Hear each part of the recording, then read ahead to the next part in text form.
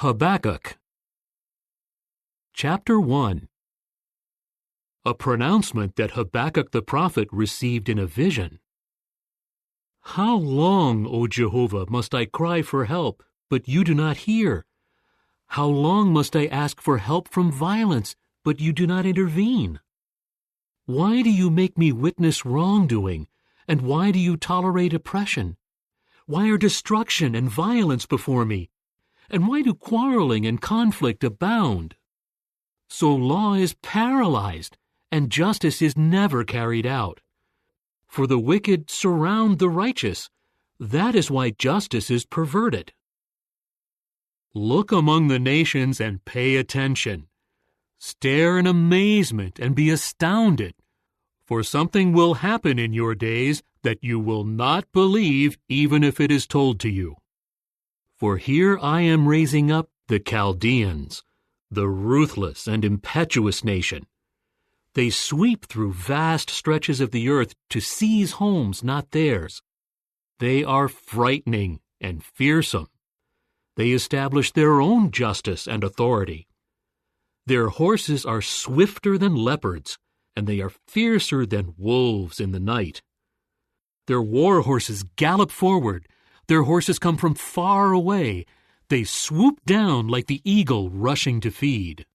All of them come bent on violence. The assembling of their faces is like the east wind, and they scoop up captives like sand. They scoff at kings and laugh at high officials. They laugh at every fortified place. They pile up a dirt ramp and capture it. Then they move forward like the wind and pass through. But they will become guilty because they credit their power to their God. Are you not from everlasting, O Jehovah? O my God, my Holy One, you do not die. O Jehovah, you appointed them to execute judgment. My rock, you established them for punishment. Your eyes are too pure to look on what is evil, and you cannot tolerate wickedness. Why then do you tolerate the treacherous and keep silent when a wicked man swallows up someone more righteous than he is? Why do you make man like the fish of the sea, like creeping things that have no ruler? All of these he hauls up with a fishhook. He catches them in his dragnet, and he gathers them in his fishing net. That is why he rejoices greatly. That is why he offers sacrifices to his dragnet, and makes sacrifices to his fishing net. For by them his portion is rich, and his food is choice. Will he then keep emptying out his dragnet? Will he go on slaughtering nations without compassion? Chapter 2. At my guard post I will keep standing, and I will station myself on the rampart. I will keep watch to see what he will speak by means of me and what I will reply when I am reproved. Jehovah then answered me, Write down the vision and inscribe it clearly on tablets, so that the one reading aloud from it may do so easily. For the vision is yet for its appointed time, and it is rushing toward its end, and it will not lie. Even if it should delay, keep in expectation of it, for it will without fail come true. It will not be late. Look at the one who is proud. He is not upright within himself, but the righteous one will live by his faithfulness. Indeed, because the wine is treacherous, the arrogant man will not reach his goal. He makes his appetite as large as the grave. He is like death and cannot be satisfied. He keeps gathering all the nations and collecting for himself all the peoples. Will not all of these speak a proverb, an allusion, and riddles against him? They will say, Woe to him who accumulates what is not his, for how long, and who makes even greater his own debt. Will not your creditors rise up suddenly? They will wake up and violently shake you, and you will become something for them to plunder. Because you plundered many nations, all the rest of the peoples will plunder you, because of your shedding men's blood and your violence to the earth, to the cities and those living in them. Woe to the one who makes evil gain for his house, so as to set his nest on the height, to escape the grasp of calamity. You have plotted shame against your house. By wiping out many peoples, you sin against yourself. For a stone will cry out from the wall, and from the woodwork a rafter will answer it. Woe to the one who builds a city by bloodshed, and who establishes a town by unrighteousness. Look, is it not from Jehovah of armies that peoples will work hard to feed the fire, and that nations tire themselves out for nothing? For the earth will be filled with the knowledge of the glory of Jehovah as the waters cover the sea. Woe to the one who gives his companions something to drink, adding to it rage and anger, to make them drunk in order to look on their nakedness. You will be glutted with dishonor rather than glory. You too drink and expose your uncircumcised condition. The cup in the right hand of Jehovah will come around to you, and disgrace will cover over your glory.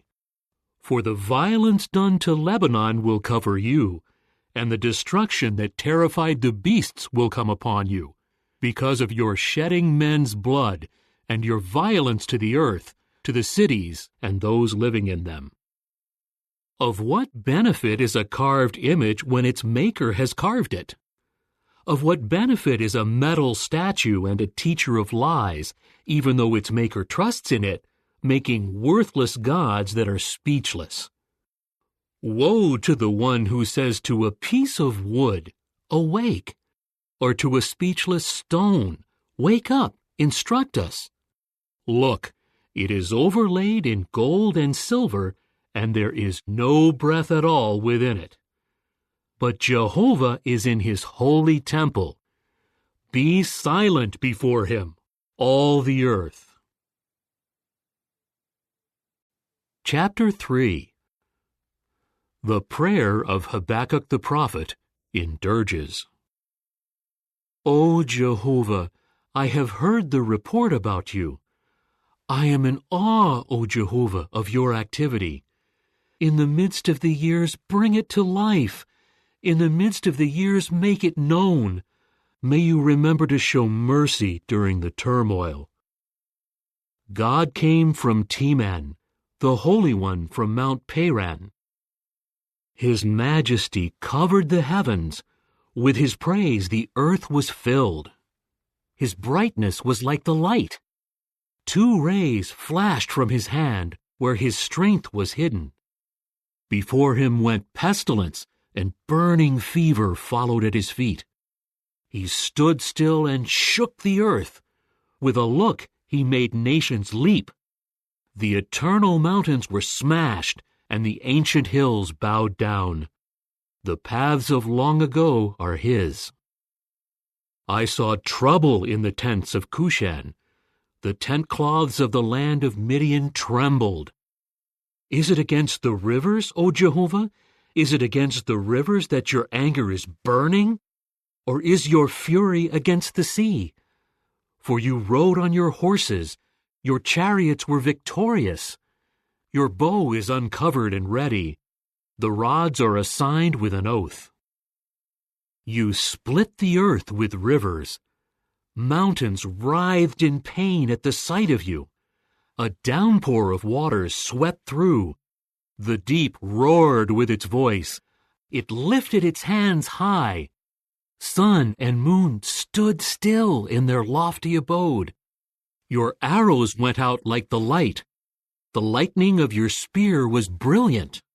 You marched through the earth with indignation. You trampled the nations in anger. You went out for the salvation of your people, to save your anointed one. You crushed the leader of the house of the wicked. It was exposed from the foundation to the top. You pierced the head of his warriors with his own weapons when they stormed out to scatter me. They were overjoyed to devour an afflicted one in secret. Through the sea you trod with your horses, through the surging of vast waters. I heard, and I trembled within. At the sound, my lips quivered. Rottenness entered my bones. My legs beneath me were shaking. But I quietly wait for the day of distress, for it is coming upon the people who attack us. Although the fig tree may not blossom, and there may be no fruit on the vines, although the olive crop may fail, and the fields may produce no food, although the flock may disappear from the pen, and there may be no cattle in the stalls, yet as for me, I will exult in Jehovah. I will be joyful in the God of my salvation. The sovereign Lord Jehovah is my strength. He will make my feet like those of a deer, and cause me to tread on high places. To the director, with my stringed instruments.